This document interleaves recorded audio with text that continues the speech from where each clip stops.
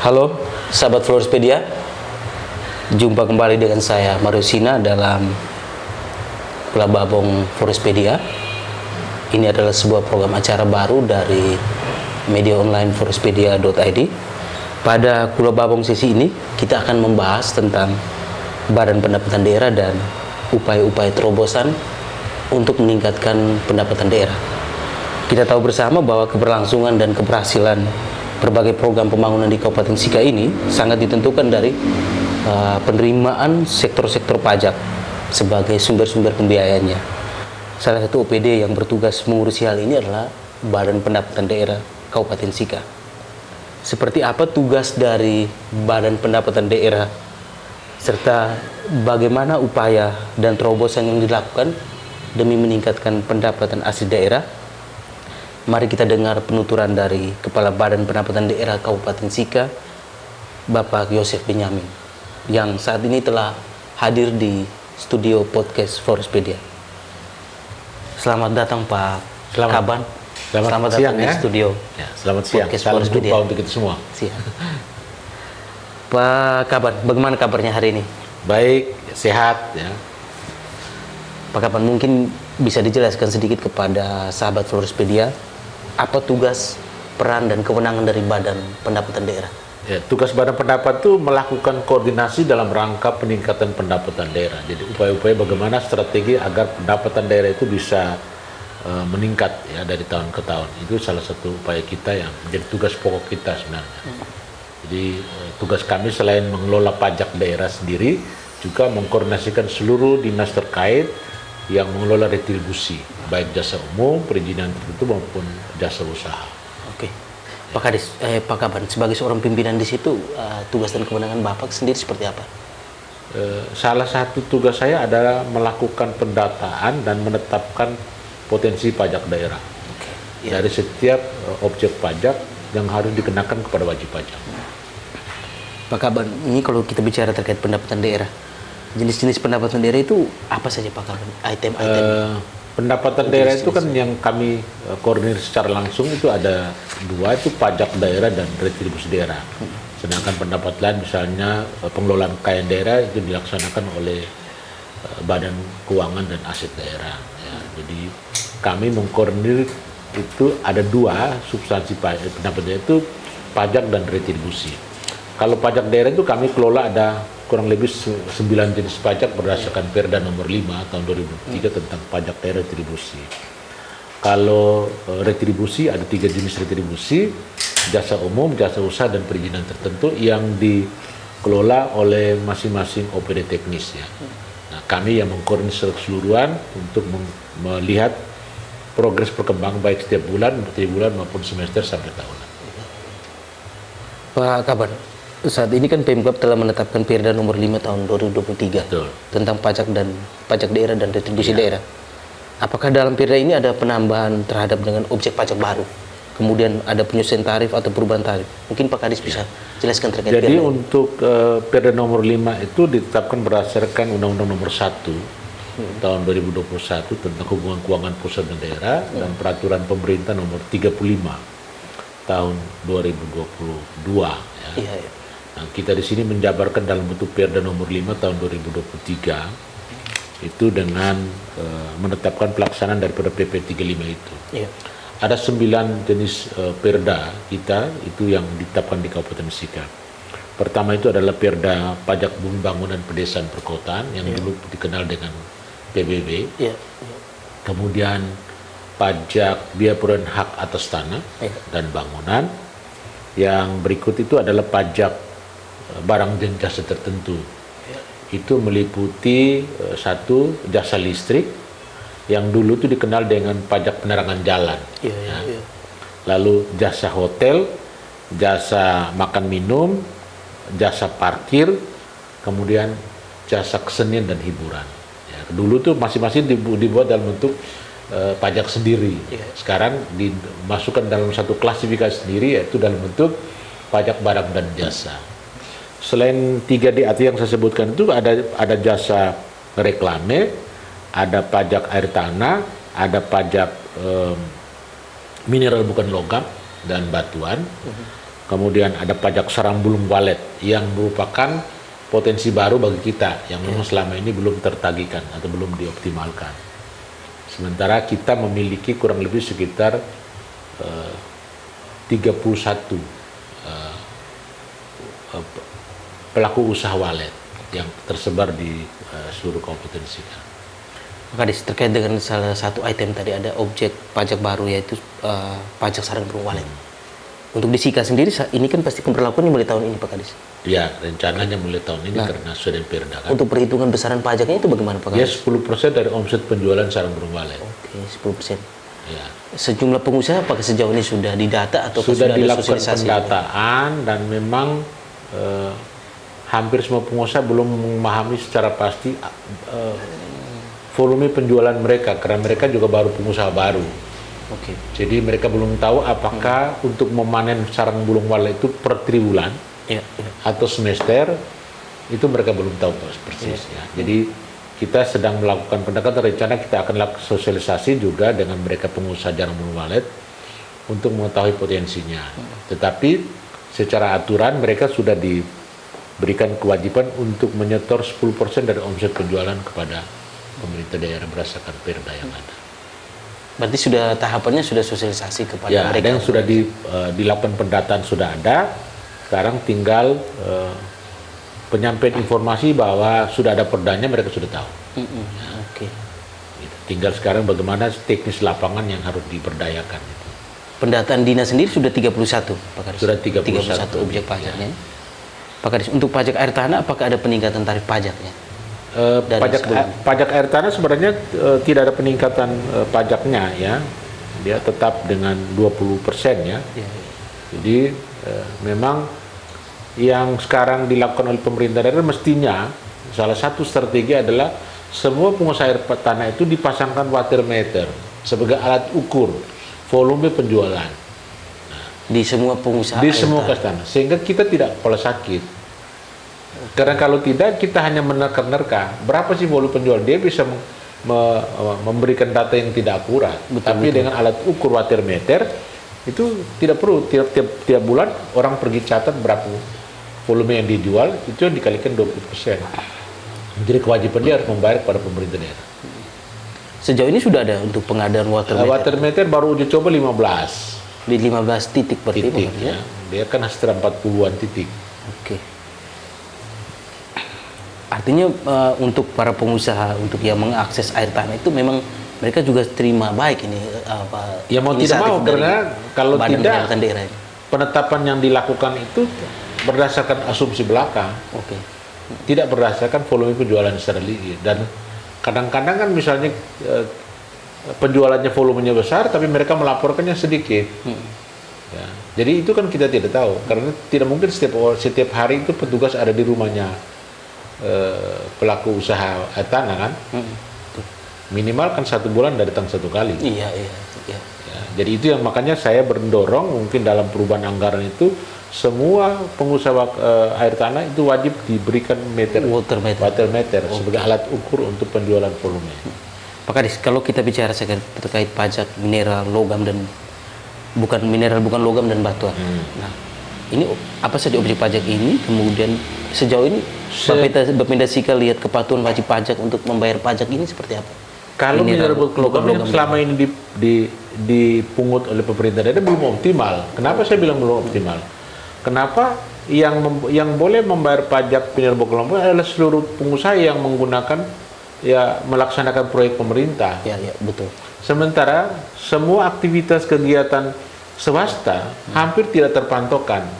Makanya kami keluarkan kebijakan baru melalui Pak Bupati meminta agar Dinas Pekerjaan Umum sebelum mengaksesi gambar rap bangunan, dia menghitung berapa volumenya supaya kami tetapkan sebagai nilai pajaknya untuk diberikan kewajiban kepada pengusaha yang bersangkutan untuk membayarnya. Dan selama ini kan tidak. Yang kedua, kita juga menyerukan kepada semua camat dan kepada desa lurah agar menghitung volume pengambilan mineral bukan logam itu di mulut tambang. Sehingga bisa bandingkan antara yang diambil dengan yang dikelola.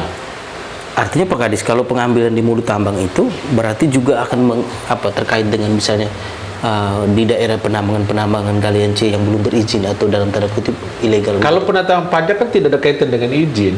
Oke. Izin mesti dia kantongin. Kalau dia tidak kantongin, ya itu dia berurusan dengan Pemerintah dinas provinsi. lingkungan itu provinsi. Oke.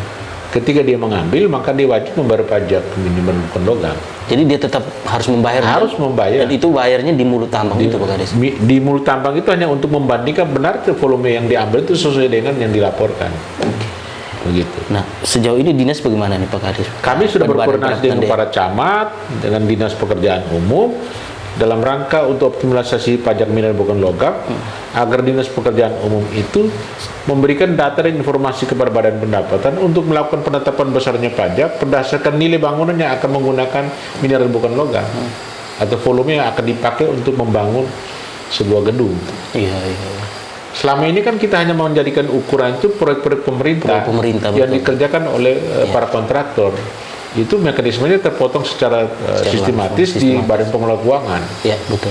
Sementara proyek-proyek swasta tidak pernah Tidak terjangkau. Maka saya mengambil kebijakan baru adalah melalui Pak Bupati kita bersurat kepada Dinas Pekerjaan Umum sebelum ACC gambarnya, bagi yang hidup sebelum AMDAL dikeluarkan, Betul. maka dia mesti harus juga melaporkan kepada Badan Pendapatan berapa sih volume penggunaan mineral bukan logam dari sebuah bangunan itu yang akan kami tetap menjadi kewajiban orang membayar. Jadi Pak Kades, ini antar instansi yang saling terkait ini harus berhubungan dengan baik ini Pak Kades ya? Iya, jadi saya selalu bilang bahwa Badan Pendapatan itu adalah pekerjaan di hilirnya saja. Hulunya itu dilaksanakan oleh OPD-OPD teknis. Oke. Kami tinggal kalau hulunya berjalan baik, kami juga menghasilkan yang baik. Kalau hulunya berjalan tidak baik, kami tidak bisa menghasilkan apa-apa. Kalau Pak Kades beri semacam kesimpulan sedikit terhadap informasi itu, sejauh ini bagaimana koordinasi dan antara hulu dan hilir ini? Saya Sudah berjalan baik atau sama sekali belum? Kalau penilaian saya secara personal, saya menyatakan belum berjalan secara baik. Ya, ya. Nah, saya sedang membangun komunikasi itu. Saya kasih contoh satu, misalnya pajak hotel. Ya. Kita punya potensi hotel banyak. Ya, ada 40-an hotel yang besar-besar. Ya. Kamarnya banyak. Tapi siapa yang datang nginap di kamar itu? Iya. Berapa lama mereka menginap? Dan berapa lama dia menginap? Semakin banyak orang menginap, semakin lama orang menginap, pemerintah daerah mendapat manfaatnya, berdampaknya. Orang membayar pajak hotel. Selain dibayar pajak hotel, dampak berikutnya adalah dia pasti akan lapar dan dia akan mencari makan. Kita mendapatkan pajak makan minum. Tapi kalau event tidak diselenggarakan, saya menginginkan ada pemerintah daerah itu menyelenggarakan sebuah event yang sangat besar, Oke. yang melibatkan masyarakat banyak, orang luar datang, ya. Kemudian event itu juga menggunakan listrik yang banyak supaya pajak listriknya naik. Jadi UMKM dilibatkan menjual makan minum dapat pajak makan minum. betul. Orang sudah ikut event pasti tinggalnya di hotel, kita dapat pajak hotel. Kalau itu tidak dilenggarakan, maka kita Jangan hanya harap, punya ya. potensi saja. Berarti jangan harap bahwa Potensi ada, realisasi tidak akan jalan. potensinya tinggi, ternyata Realisasi realisasinya tidak rendah. ada. Oke. Potensi kita tinggi, realisasi bisa tidak. Karena itu termasuk jasa yang kita harus disiapkan. Ya. Dan pemerintah pasti harus aktif dengan itu. Semua dinas-dinas itu diminta untuk bisa melakukan program yang bisa mendatangkan uang. Ada kemungkinan masih ada ego antar OPD. Masih. Kan Pak Bupati selalu menyatakan tidak boleh ego sektor. Tapi juga kan orang berpikir bahwa yang penting saya punya dinas jalan, kegiatan Iya, jalan tapi jalan di tempat, gitu kan. Iya. Nah, Iya. padahal kita berkeinginan jalan tapi ada Impact-nya, dampaknya untuk pemerintah daerah dalam bentuk pendapatan ini. Oke. Jadi Pak Kades, kalau misalnya untuk pajak jasa kesenian dan hiburan misalnya itu juga belum ada Kita peningkatan kan karena minim event tadi Pak Kades. Event tidak ada, hiburannya kan cuma di pop-up doang. Iya betul Pak Kades. Ya, tidak ada hiburan lain. Iya. Kalau event hiburannya mesti harus jelas, ya. Eventnya apa? Iya. Berapa Ya, lama? berapa lama? Iya. Menggunakan karcis atau tidak? Begitu. Iya. Kalau tidak kan kita tidak dapat apa-apa. Oke. Jadi misalnya orang bikin event di Gelora Samador misalnya kan, Iya. eventnya besar, mengundang orang datang nonton, ada karcis masuk, dia bayar karcis hiburan, kita dapatkan duitnya. Iya. betul. Lalu kalau di luar dia parkir insidensial, dia bayar pajak parkir. Pajak parkir. Ada dampaknya. lalu event itu menggunakan listrik yang banyak, kita dapat pajak listrik. Oke. Kalau tidak diselenggarakan, adem-adem saja. Pertandingan bola kaki juga hanya begitu saja. Iya betul Pak Kadis, betul. Pak Kaban, untuk pajak barang dan jasa tertentu, ada pajak, ada untuk makanan dan atau minuman, tenaga listrik, jasa perhotelan. Ini besaran setiap item pajak ini berapa Pak Kadis? Dan kepatuhan bagaimana?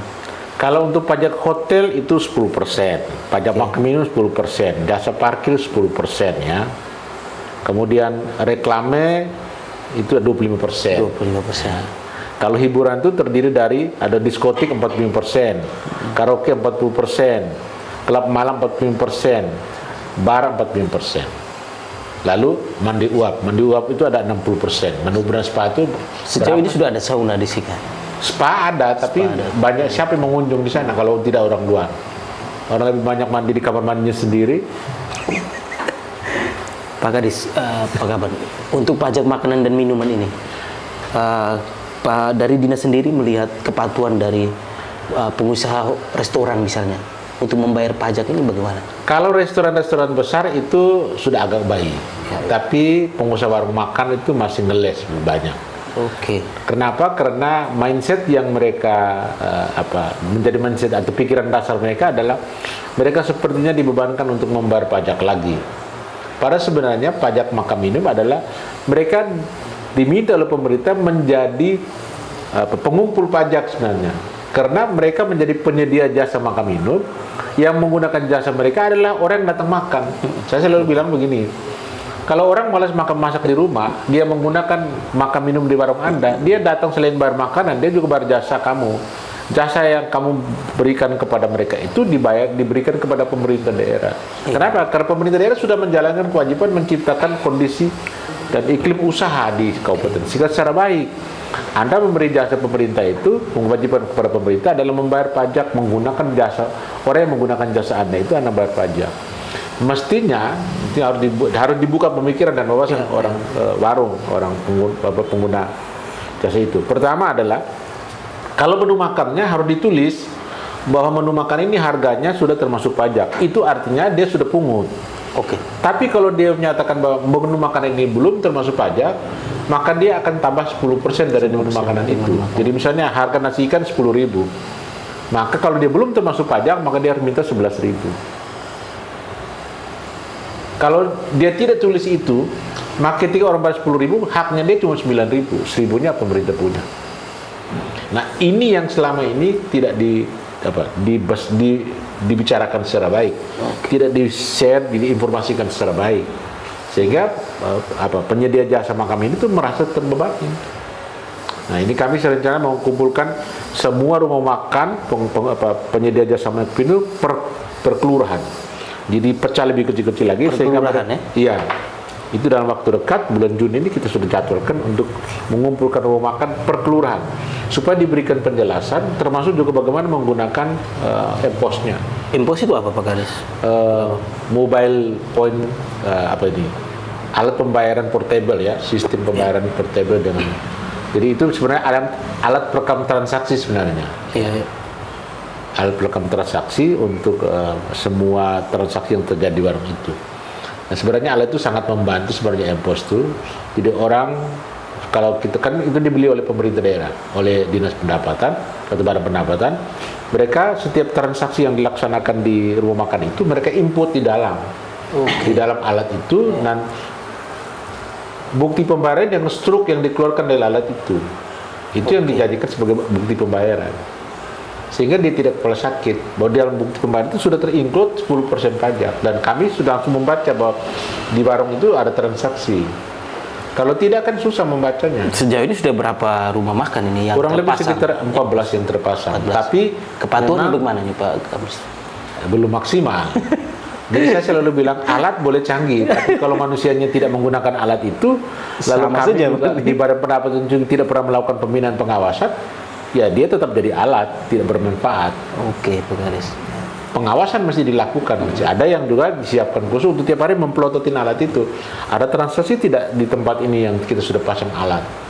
Kalau tidak ada, kita masih datangin dia, kenapa tidak gunakan alat itu? Kalau amatan dari dinas, dari badan sendiri, ada tidak yang seperti itu masalah-masalah? Misalnya bahwa tidak terinput di M-Pos.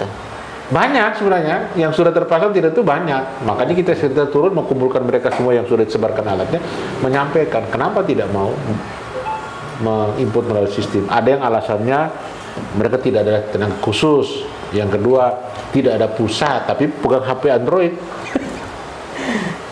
Karena itu kan alasan-alasan untuk Klasik ya. klasik bagi pengeles pajak gitu, penghindar pajak, biasa begitu, dan itu sudah biasa. Mesti harus diberikan pemahaman sebenarnya. Kekurangan di badan pendapatan sebenarnya adalah sosialisasi yang tepat sasaran itu belum. Sosialisasi yang tepat sasaran. Memang ada program sosial tiap tahun, misalnya sosial pajak tiap tahun. Tapi kalau sosial pajak tiap tahun turunnya ke desa, mana ada warung di desa? Atau misalnya pajak itu hanya ke ASN misalnya. Atau ke ASN. Kan sudah mereka kan sudah sadar pajak kan sebenarnya. Mereka sudah sadar pajak, tapi juga banyak ngeles pajak. Ya, makanya PBB 2 ini kan tunggakan terbesar PBB 2. Potensi pajak disikat cuma 2 yang besar loh. Apa itu Pak Kadis? Pajak listrik atau pajak jasa listrik dan pajak bumi bangunan. Oke. Yang lain itu ecek-ecekan, recehan.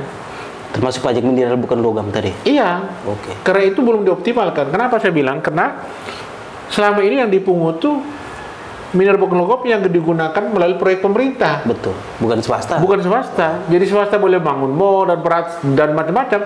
Tidak dipungut mineral bukan logamnya. Kenapa? Karena pada saat ACC gambar tidak dilaporkan kepada pendapatan untuk ditetapkan volume penggunaan mineral bukan logam. Nah, ini yang sedang kita gencar lakukan. Memang pasti orang tidak senang karena sebar pajak, tapi itu kewajiban sebagai negara. Memang sekarang misalnya untuk PBB P2 ya.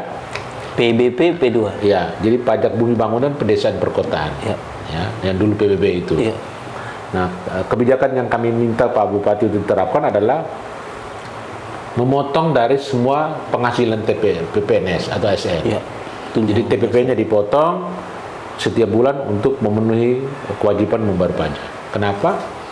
ASN ini ke dalam undang-undang ASN menyatakan dia sebagai agen perubahan. Iya, betul. Kalau sebagai agen perubahan dia harus membawa panji perubahan. Artinya ASN memberi contoh lah Pak Kadis. Dengan memberi contoh dan suri teladan kepada masyarakat. Bahwa kami sudah bebas loh. Kami sudah bayar. Nah, setelah saya membuat data website Bapenda, kita minta untuk diupdate seluruh tunggakan pajak. ASN terhitung besar. Ya, kurang lebih tunggakan pajak PBP2 itu kurang lebih 54 miliar.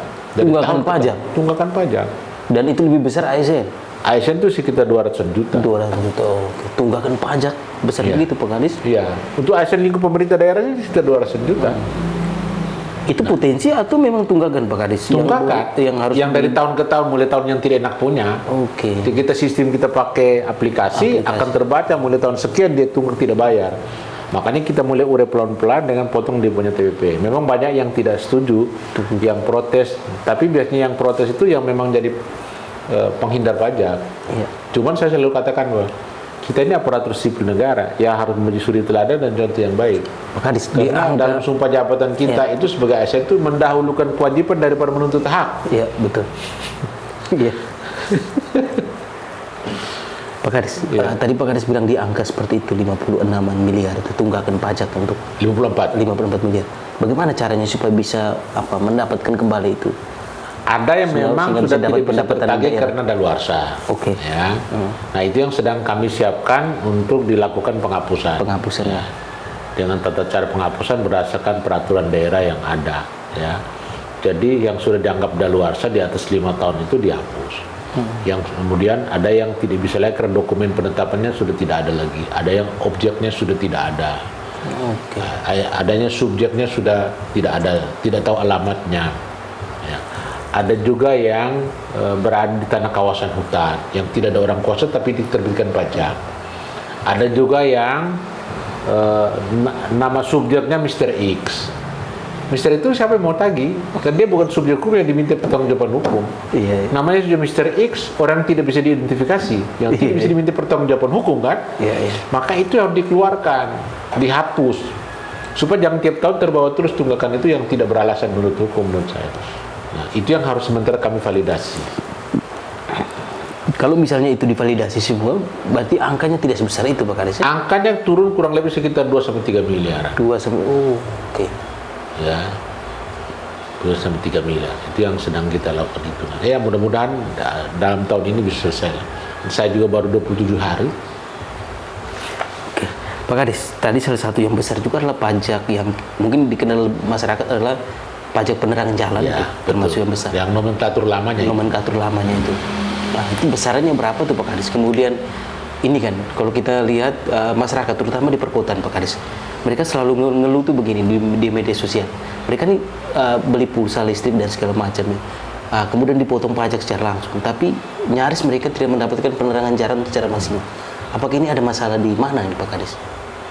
Kan pajak penerangan jalan itu tidak secara otomatis 100% untuk diberikan penerangan kepada mereka yang menggunakan, tapi dipakai untuk sebagian pembangunan lain. Ya, ya. Tapi salah satunya adalah penataan kota, lampu-lampu jalan dan sebagainya. Itu yang sedang jalan. Ya. Itu yang pertama. Yang kedua, pajak penerangan itu sebuah kewajiban dan kita menggunakan jasa listrik yang dihasilkan oleh PLN. Jadi PLN sebagai penghasil listrik, kita menggunakan jasa itu, lalu kita menggunakan sebagai alat penerangan. Maka jasa itu menjadi kewajiban yang harus dibayar kepada negara. Ya. Memang besarnya kurang lebih itu satu bulan rata-rata 800-an juta sampai dengan 820-an juta. Satu bulan. Satu bulan.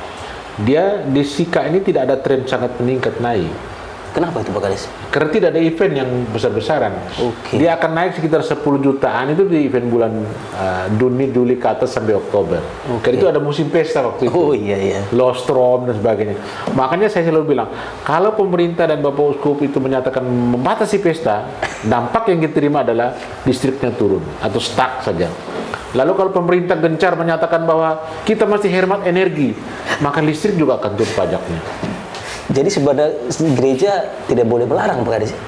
Boleh, tapi menurut saya orang menyelenggarakan pesta harus berdasarkan Kemampuan, iya.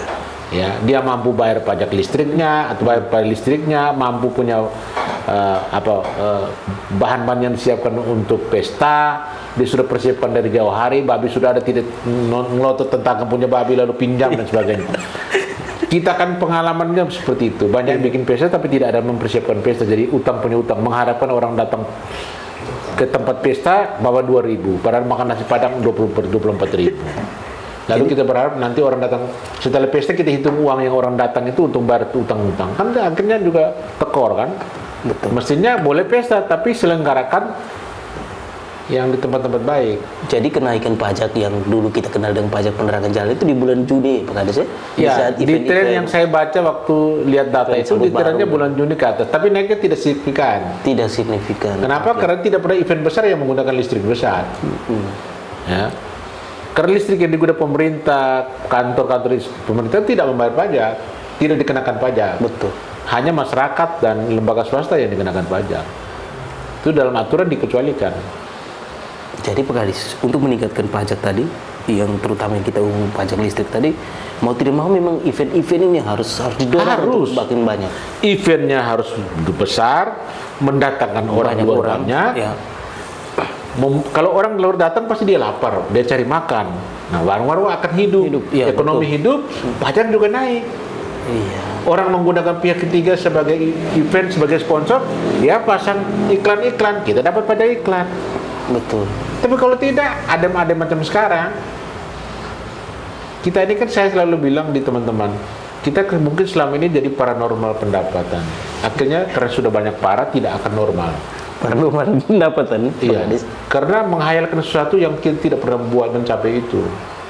Mestinya kita menghayalkan itu, real dan konkret kita laksanakan. Yang kita hayalkan itu adalah potensi pendapatan tadi? Kita menghayalkan misalnya pajak hotel, kita menghayalkan semua hotel yang terisi penuh. Maka kita akan dapatkan ini. Itu yang kita tetapkan sebagai target. Iya, iya. Sementara tidak diciptakan event yang orang itu datang nginap di Maumere dan lama menginapnya. Lalu akhirnya pengusaha hotel ketika turun tangan bilang, kami tamu kosong Pak, tunggu Labuan Bajo dulu. Coba.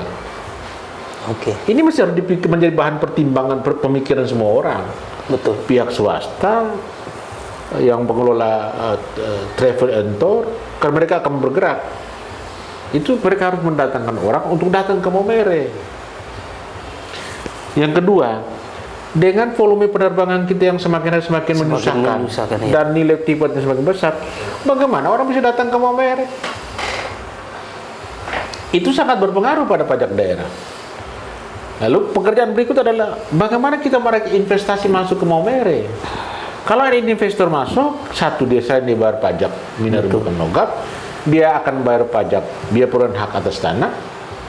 Dia juga kalau punya usaha tenan bagus, dia pasti akan bayar pada listrik. Dia juga akan menggunakan listrik. Jadi ada effortnya, ada dampak yang sangat banyak terhadap pendapatan daerah. Tapi kalau investornya tidak ada, tidak ada orang yang mau ke Maumere. Tapi kita punya potensi ada, betul potensi ada, realisasi tercapai tidak. Kenapa? Nah, kita tidak bergerak sama sekali. Barang pendapat itu ada di hulu. Ya, ada di hilir. Ada di hilir. Hulunya itu adalah semua OPD pasti bergerak. Saya sampai kelakar di kantor bilang begini, ini jangan Joseph Benjamin jadi kepala badan. Minta, ya, Santu Mikael datang pun tidak mungkin realisasinya begini. Oke. Tapi miris sebenarnya Pak Kades ya? Iya, kita mencita-citakan hebat, memimpikan yang hebat, tapi implementasi mimpinya apa? Iya, betul. Itu yang mesti diwujudkan. Nah, Pak Kades, kalau Pak Kades lihat misalnya setiap kali rapat di DPR misalnya, Dinas Pendapatan, Badan Pendapatan Daerah dituntut untuk menaikkan pendapatan daerah. Mereka melihat bahwa target pendapatan daerah tinggi, realisasinya kurang, minta digenjot terus. Sejauh ini Pak Kades lihat dukungan dari lembaga DPRD bagaimana nih? DPRD kan memang fungsinya kontrol. Oke. Ya dia kontrol benar atau tidak ya dia kontrol. Itu DPRD. Kan memang dia ditugaskan untuk mengontrol dan untuk bersuara, berbicara bahwa yang tidak benar dia mesti bicara.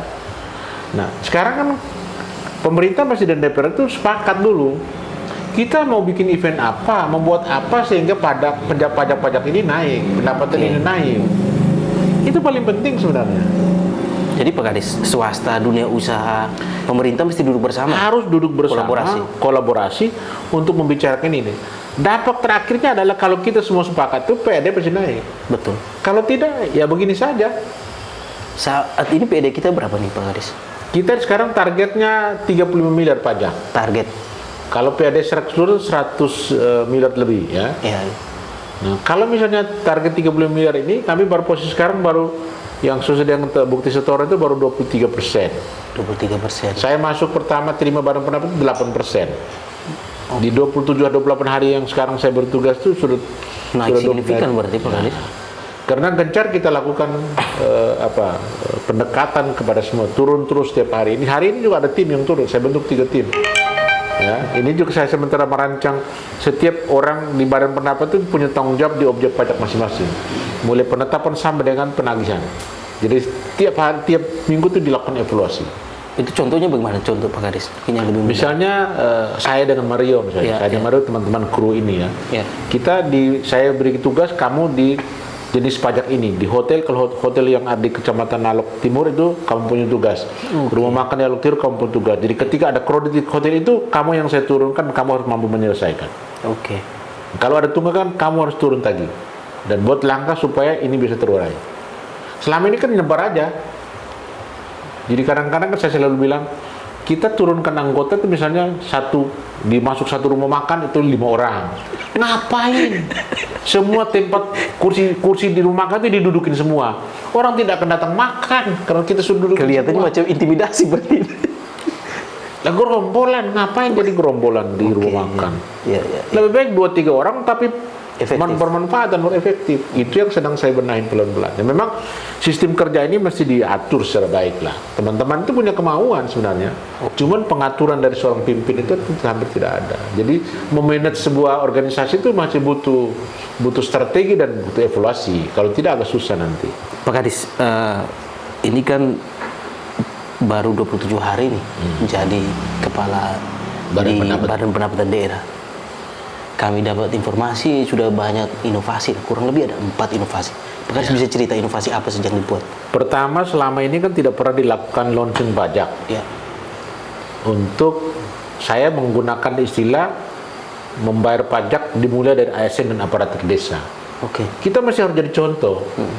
Ya, kita harus jadi contoh untuk masyarakat bahwa seluruh aparat pemerintah baik tingkat kabupaten, kecamatan maupun desa wajib dia menjalankan tugas, wajib melaksanakan kewajiban membayar pajak. Dia lunas dulu baru pitagih di masyarakat, jangan tidak lunas pitagih masyarakat suruh lunaskan. Itu kan contoh tidak baik. Yang kedua, saya melonsing mobil pelayanan keliling. Memang mobil bekas ya, mobil yang sudah terduduk, rusak sudah 5 tahun, sudah dipindahkan dari aset daerah ke aset lain yang akan dihapus. Iya. Saya melihat ada potensinya. Sudah, saya dengan keberanian kita perbaiki itu mobil. Saya panggil montirnya datang kerja 2 minggu selesai. Sudah, daripada keluar uang lagi banyak-banyak, untuk sementara kita bikin stiker saja. Tempel itu mobil menjadi mobil pelayanan. Nah, itu yang maksud agar ketika mobil itu bergerak ke desa itu, selain sosialisasi soal pajaknya, masyarakat juga diundang untuk membayar di mobil itu. Karena pengalamannya banyak, orang masyarakat sudah bayar di desa, di juru pungutnya, di kelurahannya. Uangnya mereka tidak setor ke badan pendapatan. Oleh si juru pungut desa ini? Iya. Oke. Nah, di daftar kami tetap dianggap sebagai tunggakan, tapi dia dikasih tanda setoran. Maka saya selalu bilang, saya ini kan mau supaya sesuatu bergerak berdasarkan aturan. Kalau kamu menganggap bahwa selama ini terjadi penggelapan pajak, buat laporan ke saya supaya saya minta polisi atau inspektorat periksa yang bersangkutan. Betul. Karena saya tidak bisa kamu mengeluh lalu saya bilang diperiksa, bukti tidak ada. Minimal ada surat keberatan, bukti tanda setoran bahwa kamu tetap ditagih. Lalu ada data yang kepada kami bahwa kamu masih tunggak. Nah, dengan dasar itu orang yang bersangkutan diperiksa loh. Oke. Ya, saya selalu bilang memang soal pajak ini banyak orang tidak jujur. Betul. Zaman Tony sedang 12 muridnya saja ada kisah tidak jujur. Apalagi yang sekarang. Apalagi yang Tony tidak lihat. Ya kan? Makanya masih harus kita membuka diri untuk terbuka, jujur. Kadis, kalau misalnya pengusaha-pengusaha besar itu pada umumnya mereka sebagai wajib pajak yang jujur mungkin, atau ada indikasi-indikasi lain juga? Kalau indikasi lain sih tidak, hanya saja kadang-kadang menjadi penghindar. Penghindar. Ya, jadi bayar tapi masih tunggu waktu dulu, gitu kan?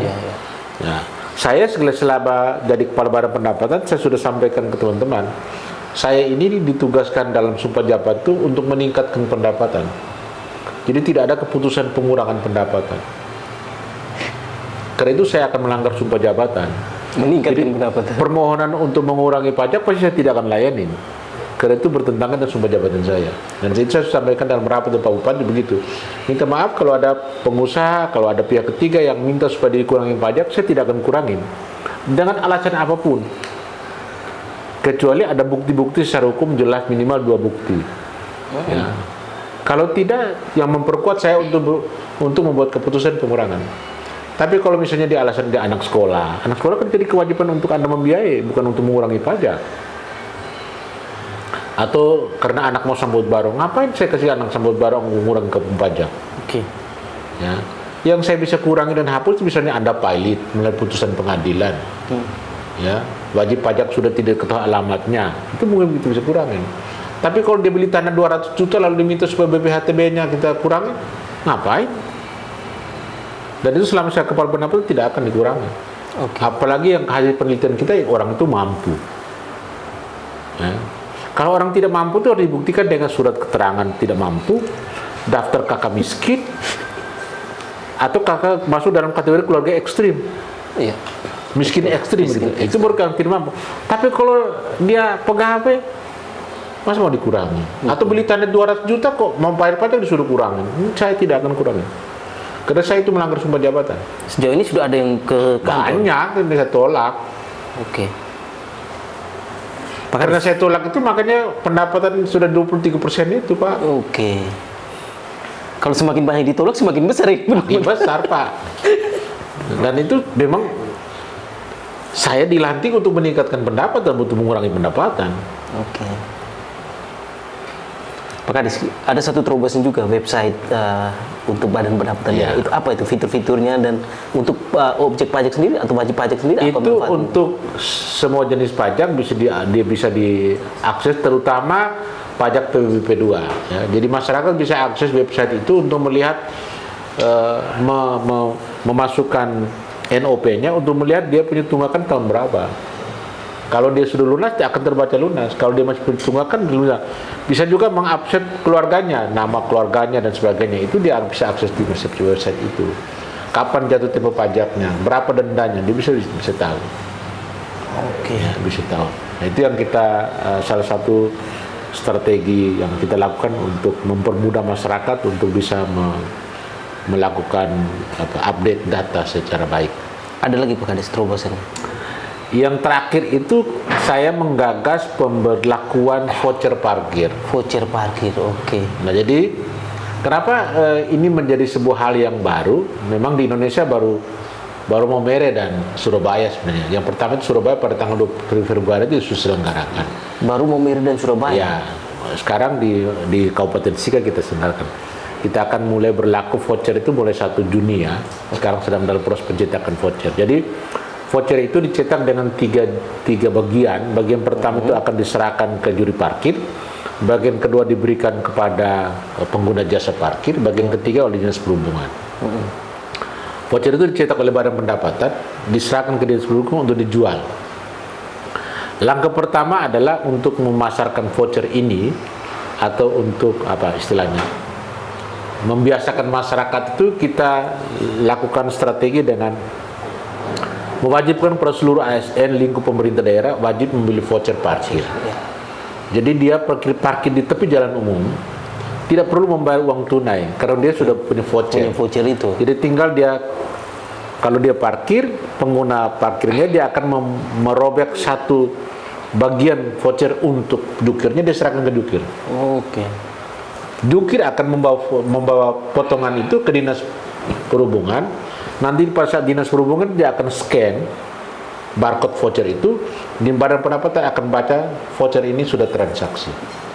Jadi jukir tidak pegang uang lagi ini. Jukir tidak boleh tebung, dan itu kami akan berlaku sampai dengan tanggal 31 Desember. Oke. Setelah 2025 semua karcis kami tidak cetak lagi, kami cetak voucher semua. Voucher saja. Satu strateginya adalah meminimalisir kebocoran parkir. Oke. Yang kedua meningkatkan pendapatan daerah. Dan yang ketiga adalah melakukan transaksi non tunai.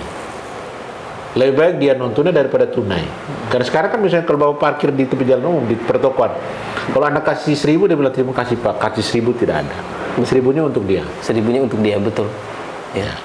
Atau dia kasih 5.000, Anda parkir dia bilang Pak uang kecil tidak ada, terima kasih. Lebih baik Anda beli voucher dan kasih voucher saja ke dia. Insentifnya sudah dihargai dengan dia mengklaim insentif. Jadi kalau voucher itu hilang, dia tidak dapat insentif.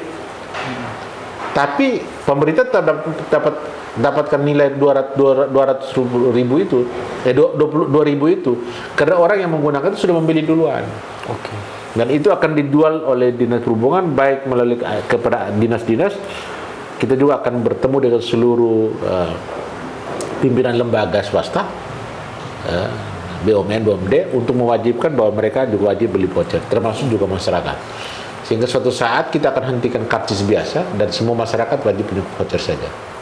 Ada harganya Pak Kades berapa? Harganya sudah perda yang roda 4 2.000, roda 2 2.000, Iya. roda 4 4.000, roda 6 dan trek itu 5.000. Oke.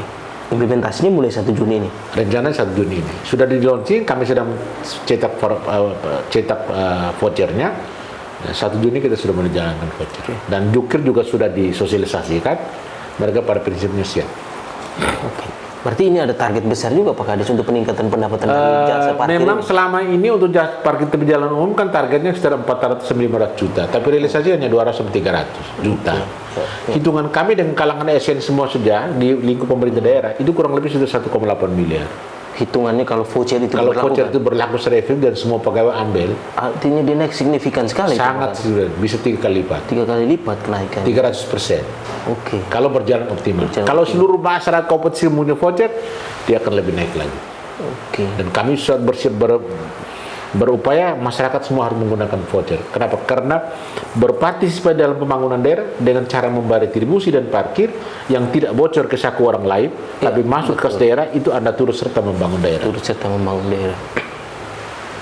Sudah disosialisasikan juga ini Pak Kades. Semua ASN, semua sudah selesai, guru-guru tingkat SD, SMP, PAUD sudah selesai. Sementara dibicarakan waktu dengan semua tenaga medis, Kemudian saya juga sudah bersurat melalui Pak Bupati sudah bersurat ke Kadis Pendidikan Kebudayaan Provinsi Tenggara Timur. Juga kita sudah bersurat untuk minta waktu untuk bertemu dengan para guru. Kita juga akan bertemu dengan seluruh tenaga kesehatan yang ada di rumah sakit, karyawan rumah sakit, baik swasta maupun pemerintah daerah.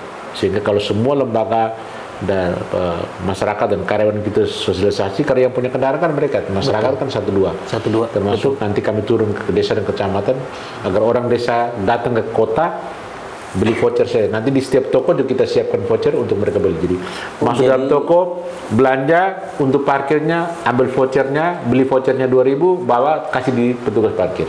Jadi di toko-toko juga nanti akan semacam menjual itu voucher itu. Disiapkan untuk mereka menjual.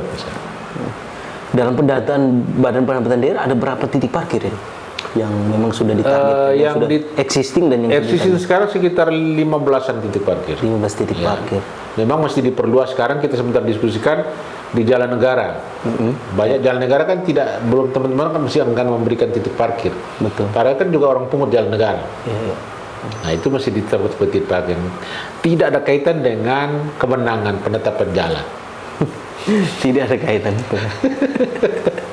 Karena itu kota-kota besar juga bisa, Jalan Negara bisa dipakai untuk area parkir. Yang penting kan tugasnya pengaturan parkir di Bandung kan dengan maksud agar kemacetan lalu lintas bisa terurai, kesemrawutan lalu lintas bisa terjaga dengan baik, orang parkir dengan rapi. Itu tugasnya ada jukir tadi. Bukan mereka tugasnya hanya mungut, mengatur pengaturan lalu lintasnya, mengatur pengaturan kendaraannya. Betul. Pak Kadis, dengan sejumlah terobosan tadi, dengan target peningkatan, apakah ini memang ada tugas tertentu yang dibebankan oleh Pak Penjabat Bupati ketika melantik Bapak sebagai Kepala Badan Pendapatan Daerah? Ya, harapannya adalah PAD meningkat. Makanya saya bilang tadi benar, tugas saya adalah meningkatkan PAD sesuai dengan janji dan sumpah jabatan. Tapi saya tidak bisa bergerak sendiri. Betul. Harus keterlibatan semua pihak. Ya, termasuk semua dinas badan itu harus terlibat langsung, seluruh ASN harus terlibat, dan semua komponen masyarakat mesti terlibat, termasuk pihak swasta. Karena saya itu hanya ada di ujungnya saja. Ketika semua terselenggara dengan baik, dampaknya pendapatan itu naik, dan saya menjadi koordinator pengumpul pendapatan. Iya. Nah, Pak Kadis, implementasinya itu dengan kesiapan dari personel Badan Pendapatan Daerah sejauh ini bagaimana? Menerima ada beberapa terobosan dan inovasi. Kalau teman-teman yang sekarang mau tidak mau harus terima, karena ini kan masinis baru. Iya, betul. Kereta akan tetap jalan dengan masinis barunya. Iya. Kalau misalnya tidak terima, ya pasti akan keluar dari kereta. Betul, persis. Itu prinsipnya begitu. Saya selalu katakan saya adalah matahari baru di sini. Kalau tidak mau keluar, ya cari kegelapan.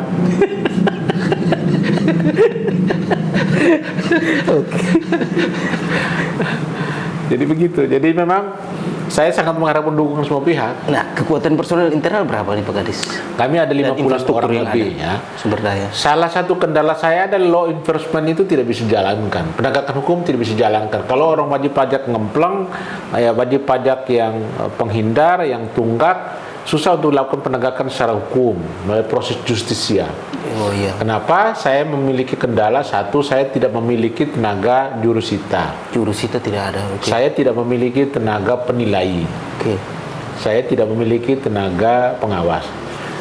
Saya bilang sama Pak Bupati sama Ibu PJ Sekda, saya kalau boleh diberikan anak-anak muda yang mampu satu mengoperasikan komputer, punya kemampuan pengetahuannya baik, menguasai, sehingga mereka bisa menerjemahkan apa yang menjadi ide dan gagasan saya.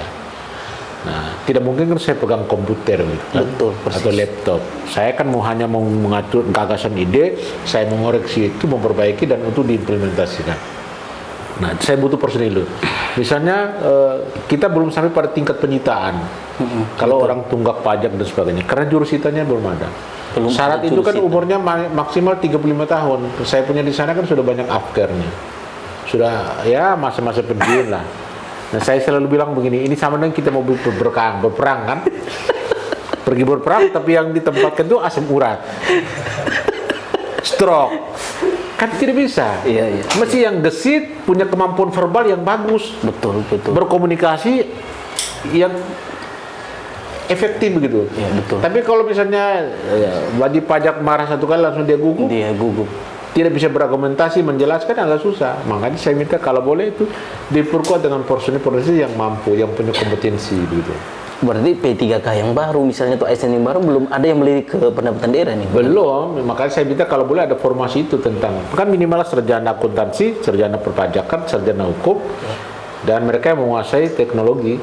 Karena kita ke depan tuh, saya berkeinginan suatu saat itu retribusi pasar pun kita akan lakukan retribusi. Jadi sistemnya orang kita tidak boleh lagi pakai uang. Jadi pakai sistem tap cash atau kris, ya. Iya, kris. Zaman sekarang udah zaman seperti bukan zaman Siti Nurbaya, zaman modern.